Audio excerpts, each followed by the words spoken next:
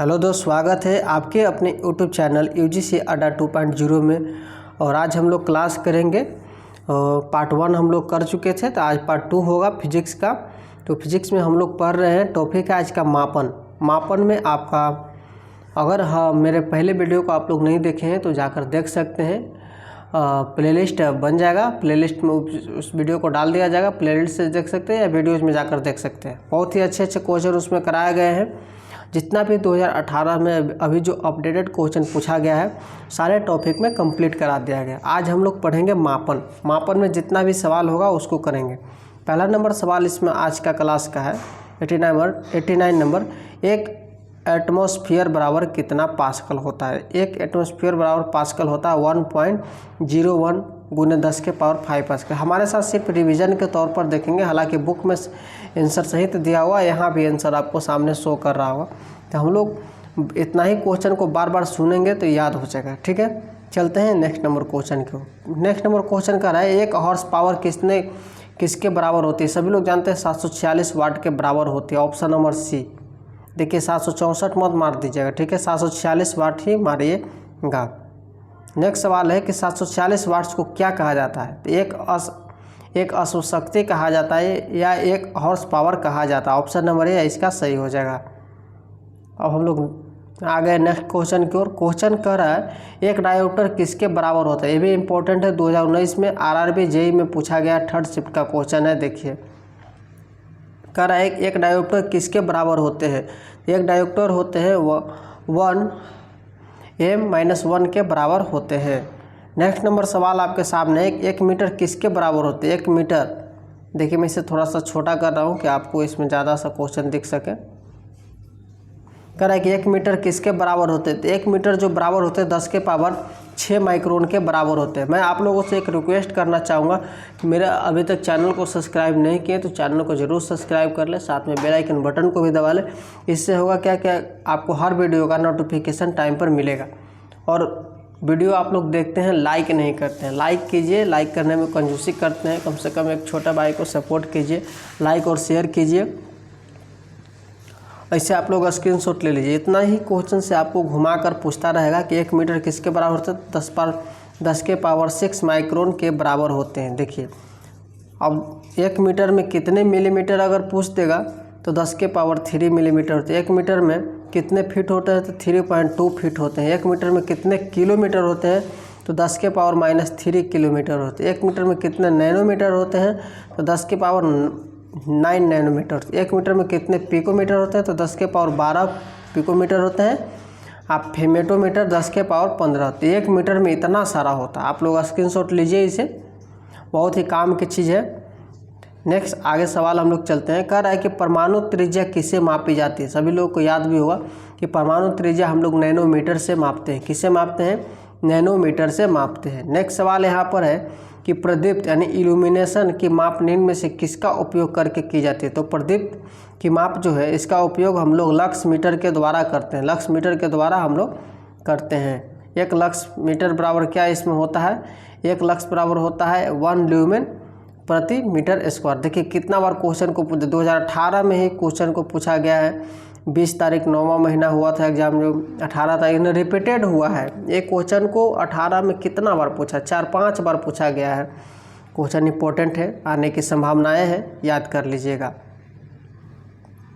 ये इसका क्वेश्चन था दोस्त। ये है आपको 1 किलो वाट घंटा बराबर, 1 किलो वाट घंटा बराबर कितना होता है? तो 3.6 गुना 10 के पावर 6 जूल होता है। कितना होता है? 3.6 गुना 10 के पावर 6 जूल होता है। देखिए निकालने का फार्मूला बताया है यहाँ पर। फार्मूला क्या कर रहा है कि 1 किलो वाट घंटा बराबर, तो 1 किलो वाट गुने 1 घंटा, 1000 वाट गुने 60 मिनट, तो 1000 जूल प्रति सेकंड को हम वाट को लिख सकते हैं। और 60 सेकंड गुने 60 सेकंड यानी मिनट हम लोग हो गया। 60 गुने 60 सेकंड हुआ 3600 जूल, इसको हम लोग पढ़ सकते हैं। 3600 जूल बराबर होता है 3.6 गुना 10 के पावर 6 जूल कह सकते हैं। नेक्स्ट नंबर क्वेश्चन की ओर हम लोग बढ़ते हैं। क्वेश्चन कह रहा है कि 1 किलोवाट घंटा ऊर्जा किसके बराबर होती है? तो 36 इकाइन दहाइन सैकड़ा हज़ार 10,000 लाख 10 लाख 36 लाख जूल के बराबर होती है। आगे की ओर हम लोग सवाल की ओर चलते हैं। सवाल कह रहा है कि 1 किलो वाट 1 kW बराबर कितना होता है। तो ऑप्शन नंबर 1000 जूल प्रति सेकेंड होता है। नेक्स्ट है कि 1 किलोवाट कितने शक्ति के बराबर होती है। उसी क्वेश्चन को बार बार दोहराया जा रहा है। 1000 वाट होती है। 1 किलोवाट शक्ति के बराबर कितना होती है, 1000 वाट होती है। और 5.5 kWh बराबर कितना होता है। तो अभी हम लोग निकालने के लिए उधर सीखे हैं। तो 1 किलोवाट बराबर इतना होता है। तो 5.5, तो 5.5 में इतना से हम लोग गुना करेंगे। गुना करने के बाद 19.8 गुना 10⁻6 जूल इसका आंसर हो जाएगा। नेक्स्ट नंबर सवाल की ओर हम लोग चलते हैं। सवाल क्या कर रहा है कि 5, देखिए सेम क्वेश्चन पूछ रहा है क्या। ऊपर हम लोगों को पूछा था 5.5 और नीचे हम लोगों को पूछा है 5.6। देखिए कितना 2018 में क्वेश्चन को एक ही क्वेश्चन को रिपीट किया है चेंज कर करके। तो इसका ऑप्शन हो जाएगा option number A 20.16 Guna 10⁻6 joule.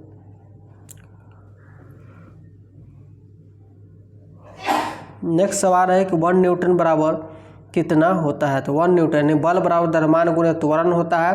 तो 1 न्यूटन बराबर तो द्रव्यमान 1 kg और त्वरण 1 मीटर प्रति सेकेंड स्क्वायर होता है। दोनों के मिला के फॉर्मूला बनता है 1 kg गुणे 1 मीटर प्रति सेकेंड स्क्वायर। नेक्स्ट आंसर है कि 1 न्यूटन, देखिए 1 न्यूटन में होता है 1 kg गुणे 1 मीटर प्रति सेकेंड स्क्वायर। यहाँ 1 न्यूटन बराबर 1 किलोग्राम मीटर प्रति सेकेंड स्क्वायर होता है। नेक्स्ट सवाल है यहाँ पर कि 4.6 kWh बराबर, अभी हम लोगों ने सीखा था उधर गुना करने के लिए कि 1 किलोवाट घंटा बराबर 3.6 10⁻6 जूल होता है। तो कितना भी डाटा दे दे उसे हम लोगों को गुना कर लेना। गुना करने के बाद 16.56 गुना 10⁻6 जूल होता है। नेक्स्ट सवाल देखिए, इसको आप लोग सोल्व कर लीजिएगा, स्क्रीनशॉट ले लीजिए। नेक्स्ट सवाल इसको भी आप लोग सोल्व कर लीजिएगा। नेक्स्ट सवाल की ओर हम लोग चलते हैं। सवाल क्या कर रहा है कि प्रकाश वर्ष किससे मापा जाता है। तो प्रकाश वर्ष द्वारा हम लोग दूरी को मापते हैं। किसको मापते हैं, दूरी को मापते हैं। और एक प्रकाश वर्ष बराबर कितना होता है, 9.46 गुने 10⁻12 किलोमीटर होता है। अभी हम लोगों ने पिछले कुछ देर पहले पढ़ा कि 1 नैनोमीटर बराबर कितना होता है। तो 1 नैनोमीटर बराबर 10⁻⁻9 होता है। ऑप्शन नंबर डी इसका हो जाएगा। 1/10⁻9 होता है। इसी को अगर इस तरह से लिख सकता था सिर्फ, तो ये भी आपको चल सकता है, ठीक है। चूँकि बटा से ऊपर जाएगा तो बदल जाएगा चिन्ह। नेक्स्ट है कि 1 कूलम में कितने होते हैं। 1 कूलम जो है ये आपको 1 एम्पियर के बराबर होता है। कितने के होता है, 1 एम्पियर के बराबर होता है। नेक्स्ट है कि 1 पिकोमीटर जैसी बात आए उसके हम लोग 12 याद रख लेंगे। 1 पिकोमीटर बराबर कितने के बराबर होते हैं। तो 10⁻12 मीटर के बराबर होते हैं। ऑप्शन नंबर सी आपका सही होगा। नेक्स्ट सवाल है, बीच बीच में आप लोग कम से कम चैनल को सब्सक्राइब कर लीजिए, नहीं किए हैं तो अगर समय मिले तो समय निकाल कर एक लाइक कर दीजिए। बाकी क्लास तो यूँ चलता ही रहेगा। क्वेश्चन नंबर क्या करा है, 111 यानी 111 कि 1 जूल बराबर, तो 1 जूल बराबर 1 न्यूटन गुने 1 मीटर होता है। 1 न्यूटन गुने 1 मीटर होता है। नेक्स्ट सवाल है, देखिए कितना बढ़िया है कि एक विशेष घर में 5 दिनों में 100 इकाइयों की खपत है। 5 दिनों में कितना है जी, 100 इकाइयों की खपत है। यदि ऊर्जा को जूल में परिवर्तित किया जाए तो यह कितनी होगी। तो एक घर में 1 यूनिट बराबर 3.6 गुना 10⁻6 जूल होता है।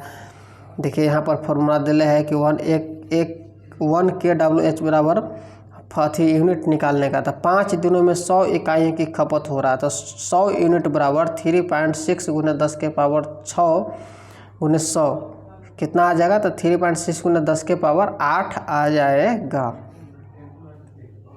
ऑप्शन नंबर आपका डी। नेक्स्ट सवाल है, एक टॉपिक तो हमारा ख़त्म हो गया। अब हम लोग पढ़ते हैं मापक यंत्र। क्या पढ़ते हैं, मापक यंत्र। आप लोग प्रतिदिन मेरे क्लास को ज़रूर रिवाइज कीजिएगा। क्वेश्चन कर रहा है कि निम्न में से किस उपकरण का उपयोग वायुमंडलीय दाब को मापने के लिए किया जाता है। तो बैरोमीटर का उपयोग। बैरोमीटर का हम लोग उपयोग किस लिए करते हैं, तो वायुमंडलीय को मापने के लिए करते हैं। देखिए ओडोमीटर का उपयोग वाहन द्वारा चली गई दूरी मापने के लिए। हम लोग बाइक चलाते हैं ना, तो बाइक चलाते हैं तो इसमें ओडोमीटर लगा हुआ रहता है। थर्मामीटर शरीर का टेम्परेचर, जिसे कहते हैं बुखार। बुखार लग गया तो जिसे हम लोग थर्मामीटर से मापते हैं शरीर का टेम्परेचर। हाइग्रोमीटर से हम लोग वायुमंडल की आर्द्रता मापते हैं, कितना वायुमंडल की आर्द्रता है। बैरोमीटर से वायुमंडलीय दाब, वायुमंडल कितना प्रेशर से यानी हवा चल रहा है तो बैरोमीटर से हम लोग मापते हैं। नेक्स्ट है कि हाइग्रोमीटर, हाइग्रोमीटर से क्या मापा जाता है? तो हाइग्रोमीटर से हम लोग आर्द्रता मापते हैं। क्या मापते हैं? आर्द्रता मापते हैं। देखिए वायुमंडल की आर्द्रता हाइग्रोमीटर से, वास्तु की ताप थर्मामीटर यानी वस्तु, ठीक है।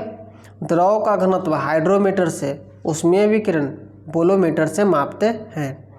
नेक्स्ट सवाल है कि कौन सा यंत्र समुद्र के स्तर से ऊपर की वस्तुओं को देखने के लिए पनडुब्बी में प्रयोग किया जाता है? तो ऑप्शन नंबर सी पेरिस्कोप। कह रहा है कि कौन सा यंत्र समुद्र के स्तर से ऊपर की वस्तुओं को देखने के लिए पनडुब्बी में प्रयोग किया जाता है? तो पेरिस्कोप का उपयोग किया जाता है। नेक्स्ट क्वेश्चन है दोस्त, वायुमंडलीय दबाव को मापने के लिए किस उपकरण का उपयोग किया जाता है? यानी किस उपकरण का, अभी हम लोगों ने पढ़ा कि वायुमंडलीय दाब मापेंगे तो हम लोग बैरोमीटर का उपयोग करेंगे। किसका करेंगे? बैरोमीटर का उपकरण का प्रयोग करेंगे। बैरोमीटर के आविष्कारक कौन है? तो इवान गेलिस्टा टोरिसेले, देखिए यहाँ लिखा हुआ है, ठीक है। नेक्स्ट क्वेश्चन है कि निम्नलिखित में से किस उपकरण का उपयोग वायुमंडलीय दाब को मापने के लिए बैरोमीटर का उपयोग करते हैं हम लोग? देखिए याद रहेगा तो क्वेश्चन बनने में ज़रा सा भी टाइम नहीं लगेगा। क्वेश्चन क्या कर रहा है कि सूर्य को देखने के लिए किस यंत्र का उपयोग किया जाता है? तो हेलियोस्कोप, हेलियोस्कोप से हम लोग सूर्य के यंत्र को देख सकते हैं। नेक्स्ट सवाल है, कह रहा है कि विभवांतर को मापने के लिए किस उपकरण का उपयोग किया जाता है? ऊपरला क्वेश्चन थोड़ा सा गलत था पढ़ने में, उसको एक बार आपसे फिर से पढ़ लीजिएगा। क्वेश्चन क्या कर रहा था मैं पढ़ के, सूर्य को देखने के लिए किस यंत्र, तो यंत्र का नाम है क्या? हेलियोस्कोप यंत्र के द्वारा हम लोग देख सकते हैं। नेक्स्ट सवाल है दोस्त कि विभवांतर को मापने के लिए किस उपकरण का उपयोग किया जाता है? तो विभवांतर को मापने के लिए हम लोग वोल्ट मीटर का उपयोग करते हैं। किसका करते हैं? वोल्ट मीटर का करते हैं। नेक्स्ट सवाल है, विभवांतर को मापने के लिए किस उपकरण का उपयोग किया जाता है? तो वोल्ट मीटर का किया जाता है। किसका? वोल्ट मीटर का। नेक्स्ट सवाल है कि सर्किट में बिजली की प्रवाह का पता लगाने हेतु निम्नलिखित में से किस उपकरण का प्रयोग किया जाता है? तो सर्किट में बिजली की प्रवाह को पता लगाने के लिए हम लोग गैल्वेनोमीटर से करते हैं। किससे करते हैं? गैल्वेनोमीटर से करते हैं। दूध की शुद्धता दूध मापी, और हवा के वेग की माप वेग मापक। नेक्स्ट सवाल है,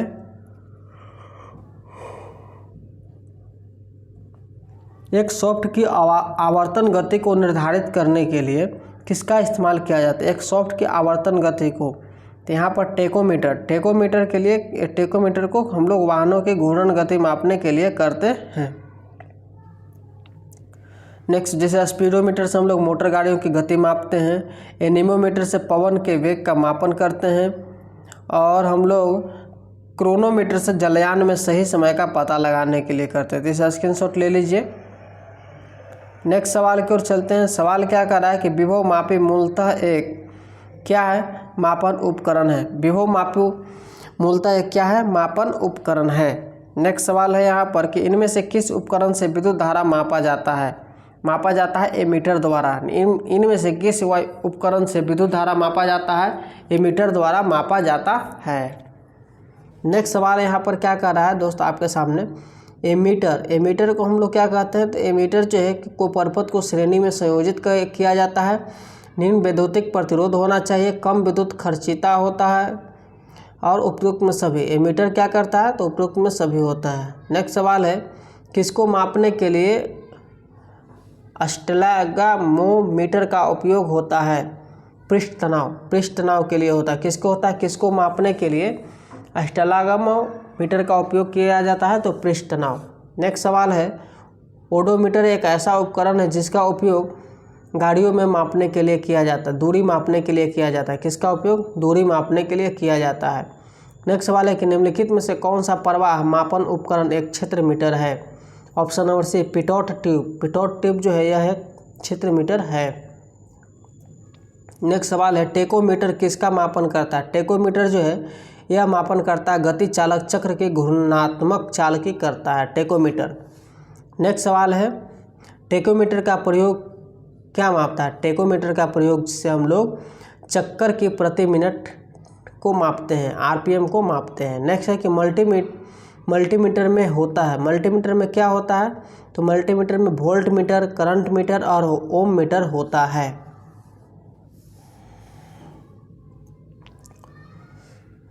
आगे की ओर हम लोग बढ़ते हैं दोस्त, और मेरे वीडियो पसंद आए तो कम से कम लाइक ज़रूर कीजिएगा। सवाल कर रहा है कि रिएक्टर पैमाने के बारे में निम्नलिखित में से क्या गलत है? रिएक्टर पैमाने के बारे में निम्नलिखित में से क्या गलत है? तो रिएक्टर पैमाने पर 8 से 9 की तीव्रता का अर्थ है हल्का भूकंप। क्या है? 8 से 9 की तीव्रता का अर्थ है हल्का भूकंप। नेक्स्ट सवाल की ओर हम लोग बढ़ते हैं। सवाल कर रहा है कि तरल पदार्थ के घनत्व को मापने के लिए किसका प्रयोग किया जाता है? तो तरल पदार्थ के घनत्व को हम लोग मापने के लिए हाइड्रोमीटर का उपयोग करते हैं। किसका करते हैं? हाइड्रोमीटर का करते हैं। नेक्स्ट सवाल है कि पानी के अंदर की वस्तुओं का पता लगाने के लिए किस यंत्र का उपयोग किया जाता है? तो पानी के अंदर की वस्तुओं का पता लगाने के लिए सोनार का प्रयोग किया जाता है। किसका किया जाता है? सोनार का किया जाता है। नेक्स्ट सवाल की ओर हम लोग बढ़ते हैं। सवाल कर रहा है कि जहाज़ों में क्या मापने के लिए इकोलोकेशन का उपयोग किया जाता है? तो ऑप्शन नंबर सी, पानी की इकाई मापने के लिए किया जाता है। जहाज़ों में क्या मापने के लिए इकोलोकेशन का उपयोग किया जाता है? तो पानी की गहराई मापने के लिए किया जाता है। नेक्स्ट सवाल है, दूध के घनत्व को निर्धारित करने के लिए कौन सा उपकरण उपयोगिता है?